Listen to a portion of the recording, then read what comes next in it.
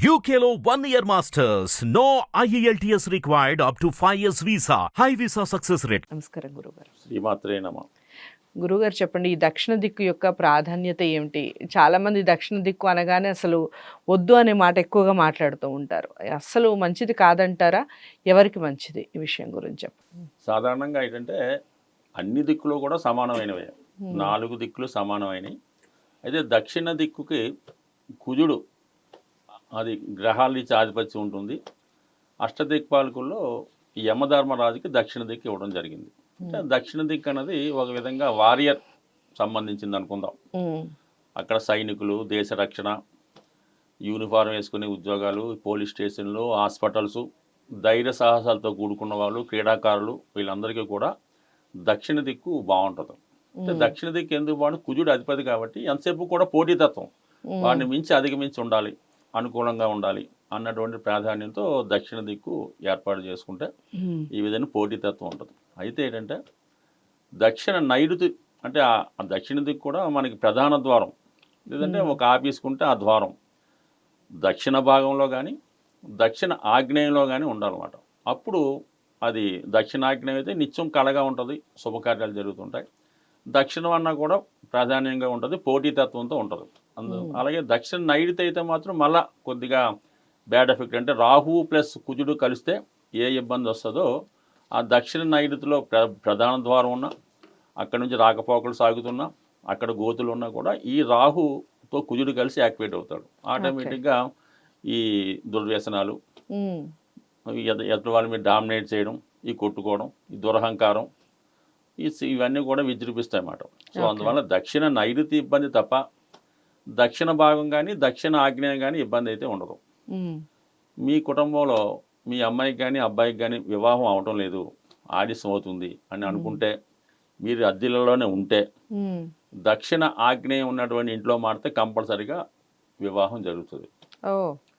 So అలాగే ఒక నిరుద్యోగం ఉన్నాడు, ఆడు ఏ ఉద్యోగం చేయటం లేదు, ఉద్యోగం రావటం లేదు, ఇంట్లోనే తెల్లవాళ్ళు రోజంతా కాలక్షేపం చేస్తూ భోజనం చేస్తున్నాడు తప్ప ఏం చేయట్లేదు అనుకుంటే, అటువంటి వాడిని దక్షిణ ఆగ్నేయం ఫేస్ ఉన్నట్టు ఇంట్లో పెడితే కంపల్సరీగా అక్కడ ఇంట్లో ఉండలేడు. ఒక వారం 10 రోజులు ఏదో ఒక జాబ్ చూసుకొని బయటికి వెళ్ళిపోతుంటాడు, సంపాదిస్తాడు, పౌరుషవంతుడిగా ఉంటాడు అనమాట. సో అది ఆ విధంగా ప్లస్ పాయింట్ అవుతుంది. ఇంకా దక్షిణ దిక్కు కూడా సేమ్, అది న్యాయవాదులకి. అంటే మనం ఒక న్యాయవాది ఆ దక్షిణ దిక్కు గృహంలో ఉంటే వాడికి అన్ని లిటిగేషన్ కేసులు, చికాకు కేసులు వస్తుంటాయి, బాగుంటుంది ఆటోమేటిక్గా. కేసులు అంటే అంతే కదా. ఒక పోలీస్ స్టేషన్ ఉంటుంది, నిత్యం సందడిగా ఉంటుంది. ఒక హాస్పిటల్ ఉంటే ఇంకా చెప్పొద్దు, ఇంకా నిరంతరం కేసులు, డాక్టర్ ఖాళీ ఉండదు. ఆపరేషన్లో హాస్పిటల్స్ అన్ని దక్షిణ దిక్కే ఉండాలంటారు. ఉంటే వాళ్ళు బిజీగా ఉంటారు, వాళ్ళకి బిజీగా ఉంటుంది, పేషెంట్కి బిజీగా ఉండదు. అంటే అది సందడిగా ఉంటుందండి.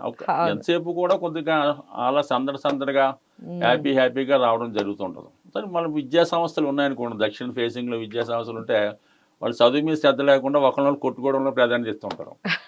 సో అందువల్ల ఏంటంటే కొద్దిగా బిజీగా ఉన్న వాళ్ళకి అన్నింటిలో కూడా ప్లస్లో ఉంటాయి, అన్నింటిలో కూడా మైనస్లో ఉంటాయి. ఉన్నటువంటి మిగతా వాస్తు అంతా కూడా ఆ ప్రభావం చూపిస్తుంది. సో దక్షిణ దిక్కు ఏంటంటే మనకి అది యమస్థానం అని, దానికి యముడు అధిపతి కాబట్టి మన గడియారం కూడా దక్షిణ వైపు గోడ పెట్టకూడదు. కారణం టైం నెక్స్ట్ పోతుంటుంది వాడికి, టైం అయిపోయినట్టు ఇంకా. అందుకని దక్షిణ వైపు గోడకి పెట్టకూడదు గడియారం.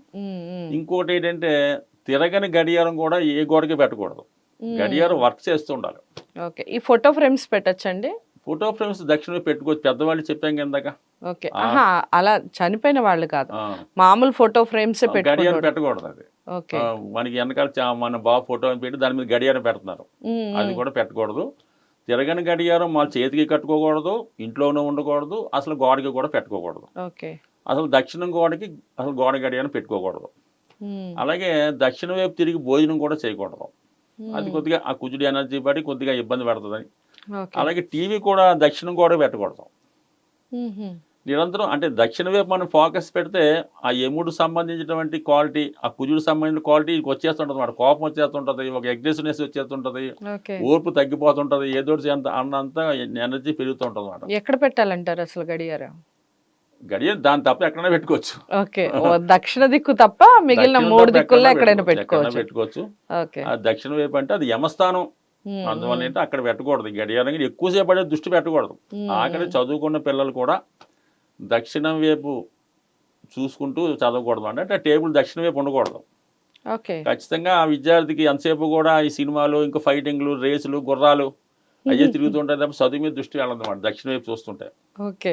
అందుకని చదువుకునే విద్యార్థి ఎప్పుడు కూడా తూర్పు వైపు ముఖం పెట్టైనా చదువుకోవాలి, ఉత్తర వైపు ముఖం పెట్టైనా చదువుకోవాలి. అంతే తప్ప అటువైపు ఎట్టి పరిస్థితుల్లో కూడా కూర్చొని చదువుకోకూడదు అనమాట. సో ఆ విధంగా ఈ దక్షిణ భాగంలో అన్నది కొద్దిగా ఇబ్బందితో కూడుకున్నది. ఎందుకంటే పౌరుషవంతులు. అలాగే ఏంటంటే మనకేదో పెద్దవాళ్ళు ఇల్లు ఇచ్చారు, అన్నదమ్ములు ఇద్దరు ఉంటారు. ఆ పెద్దవాళ్ళు పోయిన తర్వాత ఇల్లు పంచుకోవాల్సి వస్తుంది. పంచుకున్నప్పుడు సాధారణంగా ఏమంటారు, ఈ తూర్పు ఉత్తర భాగం చిన్నవాడికి, దక్షిణ పడమర భాగం పెద్దవాడికి అంటారు. సాధారణంగా అలా తీసుకుంటారు. ఆటోమేటిక్గా ఏమవుతుంది, ఈశాన్య వైపు ఉత్తర భాగం వైపు తూర్పు వైపు ఉన్నవాడు చిన్నవాడికి వస్తుంది, ఆడు కంపల్సరీగా బాగుంటాడు. ఆ పడమర వైపు దక్షిణం తీసుకున్న భాగంలో ఉన్నటువంటి పెద్దవాడు ఆటోమేటిక్గా బాగుడు, 100% బాగుడు. ఎందుకంటే వీటికి ఈశాన్యం నుంచి అన్ని వీటికి వచ్చి ఈశాన్య స్పెషల్ అంతా వీడికి వచ్చేస్తుంది. సో వాడికి నైరుతి దక్షిణం అంతా ఆడికి వస్తుంది. పాజిటివ్ అంతా వీడికి వస్తుంది, నెగిటివ్ అంతా వాడికి వెళ్ళిపోద్ది. అసలు పక్క పక్కన ఉండొచ్చు అంటారా? జనరల్గా అదే మరి. అందుకనే ఒక ఇల్లు పంచుకోవాల్సి వస్తే కంపల్సరీగా ఇద్దరు ఎవరో ఒకరు తీసుకొని మిగతా ఆస్తి ఉంటే వాళ్ళు తీసుకోవడం, కానీ ఆ ఒక్క ఇల్లే ఉంటే ఎవరో ఒకరు కొద్దిగా రెండో వాడికి డబ్బు ఇచ్చే తీసుకోవాలి తప్ప ఒక ఇంట్లో అంటే ఒకే చూరు కింద అనేవారు పూర్వం, ఇప్పుడు ఒకే స్లాబ్ కింద ఇద్దరు అన్నదమ్ములు కానీ అక్క చెల్లు కానీ అన్న చెల్లు కానీ ఎవరు కూడా ఉండకూడదు. అసలు రక్త సంబంధికులు ఎవరు కూడా ఒకే దాంట్లో ఉండకూడదు. ఒకవేళ మనం పెద్ద ఇచ్చి మనం పోర్షన్ అదే అద్దెకిచ్చుకునే పరిస్థితులు అది వేరే సంగతి. అలా కూడా అంటే ఇప్పుడు మీరు చెప్పేదాని ప్రకారం అపార్ట్మెంట్స్ లో ఉండకూడదండి. అపార్ట్మెంట్ అనేది ఇండిపెండెంట్ గా ఉంటాయి కదా, ఇది పంచుకోవడం అయింది. Okay okay. అపార్ట్మెంట్ లో దేనికది ఇల్లు కడతారు, దేనికది గృహప్రవేశం చేస్తాం, అది కట్టినప్పుడే అలా చేస్తాం. నేను చెప్పేది కట్టిన తర్వాత పంచుకోవడం ఇది. Okay okay. అదే మనం 2 పోర్షన్లుగా కట్టుకున్నారనుకోండి, అప్పుడు ఎవరు వాస్తాలు కట్టుకుంటారు. సో అయినప్పుడు కూడా ఏంటంటే మన పెద్దవాళ్ళు చెప్పిన దాని ప్రకారం అన్నదమ్ములు అక్క చెల్లు ఒకే పక్కన ఉండడం వల్ల ఏంటంటే కొద్దిగా అంతరాలు చికాకులు వస్తుంటాయని, ఏ ఇబ్బందులు వస్తాయి కాబట్టి దూరంగా ఉంటే మంచిదని ఆ పెద్దవాళ్ళు పెట్టారు. అందువల్ల ఏంటంటే ఒకే స్లాబ్ వేసి కట్టుకోకూడదు. మళ్ళీ ఇతని స్లాబ్ వేరు అతని స్లాబ్ వేరు, ఓకే ఇద్దరు కలిపి ఒకే స్లాబ్ పెట్టుకోకూడదు. సో ఆ విధంగా అక్క చెల్లు పెట్టుకుంటే అది కొద్దిగా బాగుంటుందని ఆ శాస్త్ర ప్రకారం అలా పెట్టారు. దాని తర్వాత ఈ విధంగా పంచుకునేటప్పుడు కూడా ఈ విధంగా జాగ్రత్త చూసుకోవాలి. ఇలాగా ఒకే ఇంటిని మాత్రం ఇద్దరు పంచుకోకూడదు. అలాగే సాధారణంగా అదే ఒకే చూరు కింద 3 పొయ్యిలు వెళ్ళకూడదు. 3 పొయ్యిలు వెళ్ళకూడదు అంటే సాధారణంగా ఇప్పుడు ఈ మధ్యకాలంలో ఏముందంటే, ఇది ఒక ఇల్లు ఉందే, 2 పిల్లలు ఉన్నారు, తల్లి ఉందే అంటే తండ్రి ఏదో ఉంటాడు అనుకోండి, ఈ తల్లిగారు ఒక పొయ్య అంటే ఒక వంట, పెద్ద కొడుకు ఒక వంట, పెద్ద కోడ ఒక వంట, చిన్న కోళ్ళ ఒక వంట, ఇంట్లోనే 3 వంటలు అంటే పోర్షన్లు ఖచ్చితంగా నాశనం అవుతుంది. ఓకే. ఇది ఒక చోట వండుకొని 3 తినొచ్చు, కానీ ఇలాగా ఒకే ఇంట్లో ఉండి ఒకే చూరుకుంది 3 వంటలు అంటే ఇంకా అక్కడే అర్థమవుతుంది కదా, 3 పొయ్యిలు పెట్టకూడదు. అది కూడా కొంచెం సిద్ధాంతంగా ఉన్నది. ఓకే. అలాగే మీరు 3 పొయ్యిలు అన్నారు కాబట్టి ఈ విషయం చెప్పండి గురువుగారు. ఈ మధ్య కాలంలో ఈ స్టవ్లు కూడా 3 పొయ్యిలు వాడకూడదా? అప్పుడు ఏం చేయాలి, ఇంకో పొయ్యి 4 గన్నా పెట్టాలి. ఓకే, 4 గన్నా పెట్టాలి. 3 పొయ్యిలు అసలు వాడకూడదు. ఉన్నదాన్న క్లోజ్ చేయాలి తప్ప ఈ 3 సంఖ్య అన్నది అక్కడ రాకూడదు. అలాంటప్పుడు చిన్న పొయ్యి కూడా పెట్టుకోవాలి తప్ప ఈ 3 అన్నది వాడకూడదు.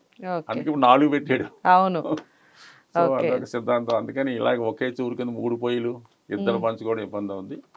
ఈ దక్షిణ భాగం అన్నది కొద్దిగా జాగ్రత్తగా లేకపోతే చిన్న చికాకులు అంటే దక్షిణం అంటే యముడు కుజుడు కాబట్టి దానికి ఇలాగా యాక్సిడెంట్లు, ప్రమాదాలు, రక్తానికి సంబంధించిన కొట్టుకోవడాలు జరుగుతుంటాయి.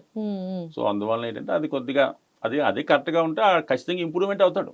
అందులో ఉండి ఒక స్పోర్ట్స్కి వెళ్ళినా సెలెక్ట్ అవుతాడు, ఓ పోలీసు ఉద్యోగానికి వెళ్ళినా సెలెక్ట్ అవుతాడు, ఆ పిల్లవాడు నేవీకి వెళ్తాడు, హిట్కి వెళ్తాడు, ఇంట్లో ఖాళీకి మాత్రం ఉండడు, ఏమైనా చేయనివాడు. అది కరెక్ట్గా ఉంటే వాడు మంచి మార్గంలో వెళ్ళి బ్రహ్మాండంగా రాయిన అవుతాడు.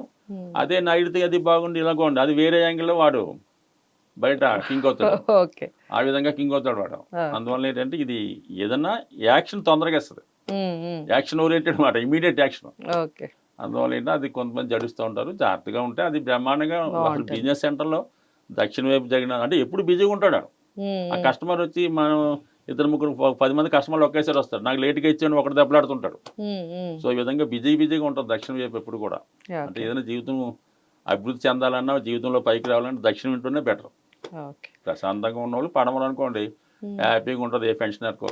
అందుకని దక్షిణం అన్నది ప్రిఫర్ చేస్తే అన్నీ బాగుంటాయి, జాగ్రత్తగా ఉంటే బాగుంటుంది. బట్ దక్షిణ వైపు ఎన్నో దోషాలు ఉన్నవాళ్ళు ఆంజనేయ స్వామిని ఎక్కువగా పూజించుకోవడం, మంగళవారం హనుమాన్ టెంపుల్కి వెళ్ళటం, హనుమాన్ పూజించుకోవడం, ఆ సింధూరం అది బొట్టు పెట్టుకోవడం, ఏదో ఆయన చేయించుకుంటూ ఉంటే దక్షిణ దిక్కుని బ్రహ్మాండంగా మార్చేస్తాడు ఆయన. ఓకే. సూపర్గా ఉంటుంది. దాని తర్వాత ఏంటంటే దక్షిణామూర్తి ఫోటో అని ఉంటుంది. దక్షిణ దిక్కు ఫేసింగ్ ఉన్నవాళ్ళు దక్షిణామూర్తి ఫోటో తెచ్చి ఉత్తరం వైపు గోడకి పెడితే దక్షిణం చూస్తుంది కదా. అవును. ఆ ఉత్తరం వైపు గోడ పెట్టినా కూడా దక్షిణ దిక్కు ఉన్నటువంటి దోషాలు అంటే ఏం లేదు, మంచిగా చెడవచ్చు, దాన్ని న్యూట్రలైజ్ చేస్తుంటుంది. ఈ 2 విధాలు చేసుకుంటే దక్షిణంలో ఉన్నాడు కంపల్సరీగా ఎమ్మెల్యేనే మినిస్టర్నే అవుతాడు, నో డౌట్. ఓకే.